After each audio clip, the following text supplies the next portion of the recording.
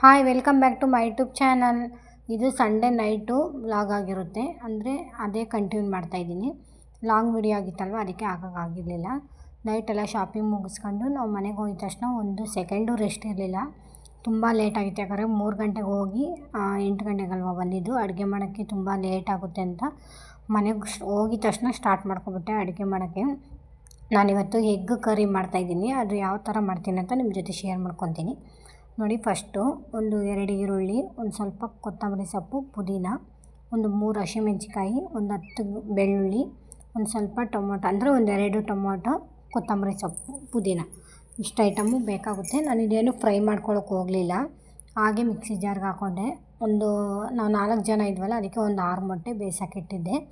ಇದು ಮೊಟ್ಟೆ ಅದೇನು ನಾನು ಫ್ರೈ ಮಾಡೋಕ್ಕೆ ಹೋಗಲ್ಲ, ಲಾಸ್ಟಲ್ಲಿ ಅದು 2 ಭಾಗ ಕಟ್ ಮಾಡಿ ಹಾಗೆ ಇದಕ್ಕೆ ಮಸಾಲೆಗೆ ಹಾಕ್ಬಿಡ್ತೀನಿ ನೋಡಿ. ಇವಾಗ ಅದು ಈರುಳ್ಳಿ ಎಲ್ಲ ತೋರಿಸಿದ್ನಲ್ಲ, ಅದೆಲ್ಲ ಫ್ರೈ ಮಾಡ್ಕೊಳ್ಳೋಕೆ ಹೋಗಲಿಲ್ಲ ನಾನು, ಡೈರೆಕ್ಟ್ ಹಾಗೆ ಮಿಕ್ಸಿ ಜಾರ್ಗೆ ಹಾಕ್ಕೊಂಡೆ. ಅದು ಫ್ರೈ ಮಾಡಿಕೊಂಡ್ರೂ ಚೆನ್ನಾಗಿರುತ್ತೆ, ಬಟ್ ನನಗೆ ಟೈಮ್ ಇರಲಿಲ್ವಲ್ಲ, ಅದಕ್ಕೆ ನಾನು ಹಾಗೆ ಹಾಕ್ಕೊಂಡು ಮಿಕ್ಸಿ ಜಾರ್ಗೆ ಈರುಳ್ಳಿ, ಟೊಮೊಟೊ ಮತ್ತು ಕೊತ್ತಂಬರಿ ಸೊಪ್ಪು ಲಾಸ್ಟಿಗೆ ಹಾಕ್ಕೊಂಡೆ, ಅವಾಗ ಹಾಕ್ಕೊಂಡಿರಲಿಲ್ಲ.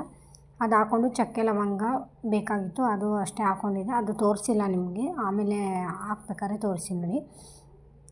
ಚಕ್ಕೆ ಲವಂಗ ಅದೆಲ್ಲ ಹಾಕ್ಕೊಂಡು ಮಿಕ್ಸಿ ಜಾರ್ಗೆ ನೈಸಾಗಿ ರುಬ್ಕೋಬೇಕಾಗುತ್ತೆ. ಇಲ್ಲಾಂದರೆ ಶುಂಠಿ ಆಗಲಿ, ಚಕ್ಕೆ ಲವಂಗ, ಆಮೇಲೆ ಶುಂಠಿನೂ ಹಾಕ್ಕೊಂಡೆ, ಅದು ನಿಮಗೆ ತೋರಿಸಿಲ್ಲ. ಶುಂಠಿ, ಚಕ್ಕೆ ಲವಂಗ ಇದೆಲ್ಲ ಹಾಕ್ಕೋಬೇಕಾಗುತ್ತೆ. ಅದು ನೈಸಾಗಿ ರುಬ್ಕೋಬೇಕಾಗುತ್ತೆ. ತರಕಾರಿ ಇದ್ದರೆ ಅದು ಮೊಟ್ಟೆ ಗ್ರೇವಿ ಇರುತ್ತಲ್ವ, ಚೆನ್ನಾಗಿರಲ್ಲ ತಿನ್ನೋಕ್ಕೆ. ನೋಡಿ ಈ ಥರ ನೈಸಾಗಿ ರುಬ್ಕೋಬೇಕಾಗುತ್ತೆ. ಈ ಥರ ಇದಕ್ಕೆ ಸ್ವಲ್ಪ ಮೊಸರು ಹಾಕ್ಕೋಬೇಕಾಯಿತು. ನಾನು ಮೊಸರು ಹಾಕೊಂಡಿಲ್ಲ, ಯಾಕಂದ್ರೆ ನಮ್ಮ ಮನೇಲಿ ಇರಲಿಲ್ಲ. ನೀವು ಬೇಕಂದರೆ ಹಾಕ್ಕೋಬೋದು, ನಾನು ಸ್ಕಿಪ್ ಮಾಡಿದ್ದೀನಿ ಮೊಸರು, ಆದರೂ ಚೆನ್ನಾಗಿತ್ತಿದ್ದು.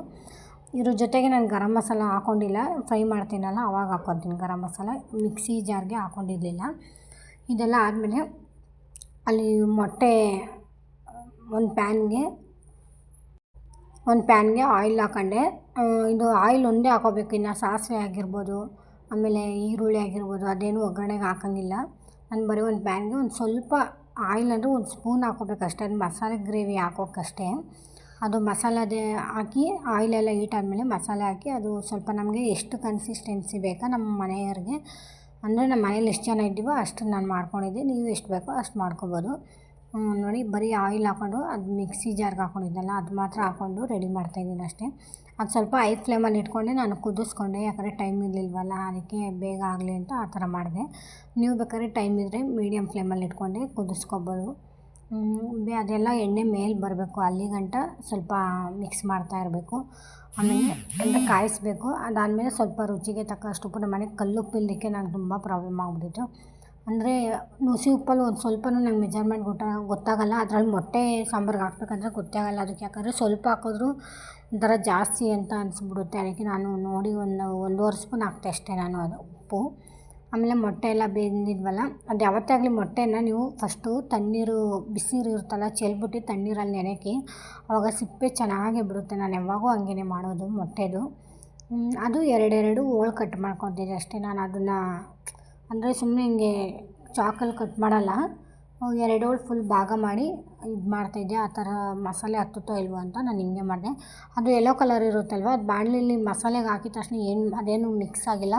ಯಾಕಂದರೆ ನಾವು ರೊಟೇಟ್ ಮಾಡ್ಬೇಕಾದ್ರೆ ಸ್ವಲ್ಪ ನಿಧಾನಕ್ಕೆ ತಿರುಗಿಸಿದ್ರೆ ಸಾಕು, ಅದು ಏನು ಯೆಲ್ಲೋ ಕಲರ್ ಬಿಚ್ಕೊಳ್ಳಲ್ಲ. ಅದೇ ಥರ ನಾನು 2 ಹೋಳು ಮಾಡಿಕೊಂಡು ಎಲ್ಲ 6 ಮೊಟ್ಟೆನೂ ಆ ಥರ ಎಲ್ಲ ರೆಡಿ ಮಾಡಿಕೊಂಡು, ಮಸಾಲೆ ಅಷ್ಟೊತ್ತಿಗೆ ಇದೆಲ್ಲ ಕಟ್ ಮಾಡೋ ಅಷ್ಟೊತ್ತಿಗೆ ಮಸಾಲೆ ಮೇಲೂ ಎಣ್ಣೆ ಎಲ್ಲ ತೇಲ್ತಿತ್ತು. ಅಷ್ಟೊತ್ತಿಗೆ ನಾನು ಮೊಟ್ಟೆ ಕಟ್ ಮಾಡಿದ್ನಲ್ಲ ಅದೆಲ್ಲ ಒಂದೊಂದೇ ಹಾಕ್ಕೊತಾಯಿದ್ದೆ. ನೀವು ಮೊಟ್ಟೆನ ಒಂದೊಂದೇ ಹಾಕ್ಕೊಳಕ್ಕೆ ಹೋಗಿ ಒಂದೇ ಸಲ ಸುರಿದ್ಬಿಡ್ಬೇಡಿ, ಇಲ್ಲಾಂದರೆ ಯೆಲ್ಲೋ ಕಲರೆಲ್ಲ ಬಿಚ್ಕೊಬಿಡುತ್ತೆ. ಒಂದೊಂದೇ ನಿಧಾನಕ್ಕೆ ಹಾಕಿ ಒಂದು ಸಲ ಹಿಂಗೆ ತಿರುಗಿಸ್ಬಿಡಿ ಸಾಕಷ್ಟೇ. ತಿರುಗಿಸ್ಬಿಟ್ಟು ಆಮೇಲೆ ನಾನು ಸ್ವಲ್ಪ ಲಾಸ್ಟಲ್ಲಿ ಗರಂ ಮಸಾಲ ಹಾಕ್ಕೊಂಡಿರ್ಲಿಲ್ವಲ್ಲ, ಅದು ಆ್ಯಡ್ ಮಾಡಿಕೊಂಡು ಒಂದು 10 ಮಿನಿಟ್ಸು 5 ಮಿನಿಟ್ಸು ಎಣ್ಣೆ, ಅಂದರೆ ಹಸಿ ವಾಸನೆ ಮಸಾಲೆದೆಲ್ಲ ಹೋಗಬೇಕು, ಅಲ್ಲೇ ಗಂಟ ಕಾಯಿಸ್ಕೋಬೇಕು. ಅದು ಕಾಯಿಸ್ಕೊಂಡಾದ್ಮೇಲೆ ಮೊಟ್ಟೆ ಇದ್ವಲ್ಲ ಅವೆಲ್ಲ ಒಂದೊಂದೇ ಹಾಕ್ತಾಯಿದ್ದೆ ನೋಡಿ. ಒಂದೊಂದೇ ಹಾಕ್ತಾಯಿದ್ದೆ ನೋಡಿ. ನೀರು ಮಳ್ತೈತೆ, ಅಂದರೆ ಮಸಾಲೆ ಮಳ್ತೈತೆ, ಎಣ್ಣೆ ಎಲ್ಲ ಮೇಲೆ ಬಂದಿತ್ತು, ಅದು ನಿಮಗೆ ಕಾಣಲ್ಲ ಕ್ಯಾಮ್ರಾದಲ್ಲಿ.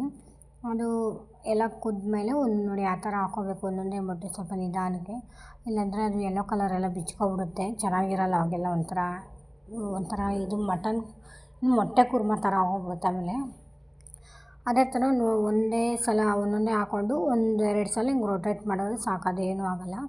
ಆಮೇಲೆ ಸ್ವಲ್ಪ ಗರಂ ಮಸಾಲ ಬೇಕಾಗಿತ್ತು, ಅದು ಅವಾಗೆ ಹಾಕ್ಕೊಂಡೆ, ಅದು ಅಷ್ಟೇನು ನಿಮಗೆ ತೋರಿಸಿಲ್ಲ. ನೋಡಿ ಮೊಟ್ಟೆ ಗ್ರೇವಿ ಫೈನಲ್ ಲುಕ್ಕು ಈ ಥರ ಇದೆ. ನಾನು ಇದೇ ಥರ ಮಾಡೋದು.